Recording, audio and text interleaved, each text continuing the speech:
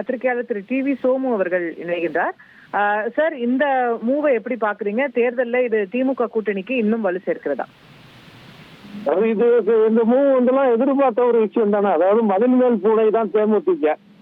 அது எந்த பக்கம் பால் இருக்கோ அந்த பக்கம் தாவும், அவ்வளவுதான்.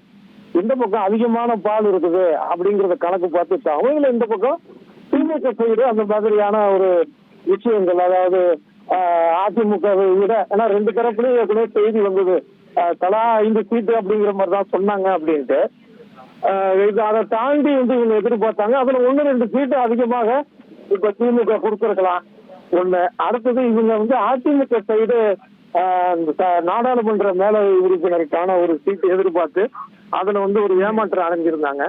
அதனால அந்த ஒரு சீட்டு 4 சீட்டு வருது இல்லையா திமுகவுக்கு, அதுல ஒரு சீட்டு இவங்களுக்கு மேலவைக்கு தர்றதாக இருந்த ஒரு பேச்சு நடந்திருக்கலாம்.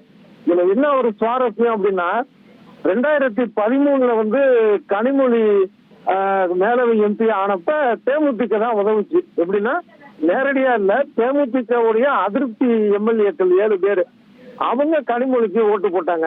மொத்தம் 29 எம்எல்ஏக்கள் அப்ப தேமுதிகவுக்கு. அதுல 22 பேர் விஜயகாந்துக்கான ஆட்களா இருந்தாங்க அந்த தேமுதிகவிலேயே. 7 பேர் வெளியில அந்த கட்சிக்கு எதிராக பேசிட்டு இருந்தாங்க. அவங்களுடைய இதை சேர்த்துதான் கனிமொழி வெற்றி பெற்றாங்க. இப்ப திமுக உடைய எம்எல்ஏக்கள் சேர்ந்து தேமுதிக ஒருத்தர் எம்பி ஆக்குறதுக்கான விஷயம் நடக்கலாம். அப்ப அரசியல்ல எது வேணாலும் நடக்கும் அப்படிங்கறத ஒரு சக்கரம் சொல்லுற மாதிரி தான் இதை பார்க்க வேண்டியதா இருக்கு. ரைட். பட் இந்த ஒரு மூவ்ங்கிறது இப்போ இவங்க தேசிய ஜனநாயக கூட்டணியில கடந்த காலங்கள்ல இருந்திருக்கிறாங்க, பயணிச்சிருக்கிறாங்க. கடந்த தேர்தலில் அவங்க அதே நிலைப்பாட்டில் தான் இருந்தாங்க. 2021 அவங்க அதுல இல்லை, அதுக்கு பிறகு இணைஞ்சாங்கன்னு என்னுடைய ஞாபகம். ஸோ இது அங்கிருந்து ஒரு சதவீத ஓட்டு வெளியாகுது அப்படின்னு நம்ம இதை எடுத்துக்கணுமா? இது திமுகவுக்கான ஒரு கூடுதல் வெற்றியா அதை பார்க்கணுமா? அவங்க இத்தனை கட்சிகள் இருக்கும் போது இன்னமும் கூட ஒரு கட்சியை இந்த நேரத்துல இணைக்கிறாங்க அப்படிங்கறது இதனால ஒரு பெரிய அளவு வாக்கு சதவீதம் சொல்ல முடியாது. இப்ப 2021 அமமுக கூட்டணி சேர்ந்து தேமுதிக வாங்குறது 0.4 வாக்கு சதவீதம். 0.4 0.5, அது 1% கூட இல்ல அவங்களுடைய இது. அந்த நேரத்திலே பாத்தீங்கன்னா, உதாரணத்துக்காக சொல்றேன், பேராவூரணி அப்படிங்கிற ஒரு சட்டமன்ற தொகுதி, அதுல கிட்டத்தட்ட 4000 என்னமோ தான் வாக்கு வாங்கினாங்க இவங்களுடைய, அதாவது தேமுதிக. அதுவே 2024 பாத்தீங்க அப்படின்னா, அதிமுக கூட்டணி அப்படிங்கிறதுனால ஒரு கணிசமான வாக்கு அந்த நாடாளுமன்ற தொகுதிக்குள்ள இருக்கக்கூடிய பேராவூரணி சட்டமன்ற தொகுதியில கிடைச்சது ஒரு 30,000 போல. அதான் இவங்களுடைய இதுங்கிறது ரொம்ப குறைவானது. ஆனா இருந்தாலும் தேர்தலில் ஒரு சுயேட்சை நிற்கிறாருன்னு வைங்கள ஒரு தொகுதியில, அவரை கூட தங்களுடைய பக்கம் கவர முடியுமான்னு பார்ப்பாங்க பெரிய கட்சிகள். ஏன்னா நம்ம தேர்தல் முறைங்கிறது ஒரு ஓட்டுலாம் தலைகீழா மாறிடும். அப்ப வாங்கின ஓட்டெல்லாம் வீணா போயிடும். ஒரு ஓட்டு குறைஞ்சிச்சு அப்படின்னா, அதனால சுயேட்சைகளை கூட மதிப்பாங்க அந்த நேரத்துல.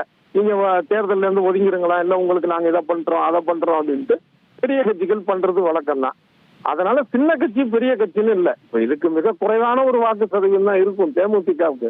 இருந்தாலும் அது வரட்டுமே அப்படின்னு. இதுல திமுகவுக்கு வெற்றியா தோல்வியாங்கிறது என்னன்னா, தேமுதிகவுடைய வாக்கு சதவீதத்துக்கு ஏற்ற அளவுக்கு எம்எல்ஏ சீட்டு ஒதுக்குனாங்கன்னா திமுகவுக்கு இது ஒரு வெற்றி. இல்ல அவங்க டிமாண்ட் பண்ற மாதிரி அளவுக்கு மீறிய சீட்டை வேற வழி இல்லாம கொடுத்தாங்கன்னா திமுகவுக்கு ஒரு கூட்டணியிலேயே ஒரு தோல்வின்னு தான் சொல்லணும். அந்த அவங்களுடைய வாக்கு சதவீதத்துக்கு அடிப்படையில பார்த்தோம் அப்படின்னா 2021 அடிப்படையில 3 சீட்டு கொடுத்தா அதிகம், அவ்வளவுதான். அதை விட குறைவா தான் அவங்களுடைய வாக்கு சதவீதம் இருக்கு. ஆனா இவங்க என்ன கொடுக்குறாங்கன்னு தெரியல. அதை வச்சுதான் அது தேமுதிகவுக்கு லாபமா இல்ல திமுகவுக்கு லாபமாங்கிறது தெரிய வரும். 1,26,00,000 மனங்களை வென்ற தந்தி டிவி யூடியூப் சேனல். தவிர்க்க முடியாத தம்ப்நெயில்ஸ், கலக்கலான கான்டென்ட்ஸ். நீங்களும் இந்த குடும்பத்தில் இணைய இப்பவே சப்ஸ்கிரைப் பண்ணுங்க. அசுரபலம் கொண்ட எங்கள் டிஜிட்டல் கரங்களில் உங்கள் விளம்பரங்களை சேர்க்க வாட்ஸ்அப் பண்ணுங்க. 8939888838. Email advttv@dttv.in.